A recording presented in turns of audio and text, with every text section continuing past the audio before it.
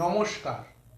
আজ আমি আপনাদের সামনে আবার এসেছি জ্যোতিষ সংক্রান্ত অল্প সময়ের মধ্যে কিছু কথা বলতে, এবং আজ যেটি বলবো আপনারা মন দিয়ে ভালো করে শুনবেন। সেটি হচ্ছে 9টি গ্রহের প্রতিকারের জন্য সব থেকে দ্রুত কাজ করার জন্য স্টোন পাথর, রত্ন পাথরের উপর কিছু বলবো।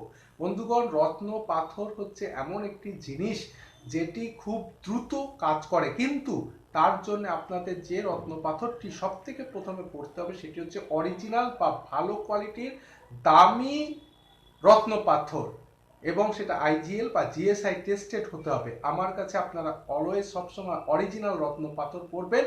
অরিজিনাল রত্ন পাথর, সঠিক রত্ন পাথর সঠিক ধাতু দিয়ে পড়লে, শোধন করে সঠিক মন্ত্র উচ্চারণের মধ্যে দিয়ে করলে অবশ্যই আপনারা জীবনে সাকসেস পাবেন, উন্নতি পাবেন, ভালো কাজ করবেন। তো প্রথমে বন্ধুগণ বলি, মেষ এবং বৃশ্চিকের জন্য হচ্ছে লাল পলা মঙ্গলের জন্যে।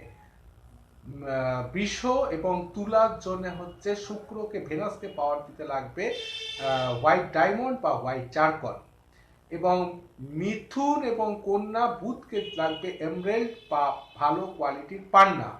কর্কটের জন্য, চন্দ্রের জন্য লাগবে হোয়াইট পার্ল বা মুক্ত।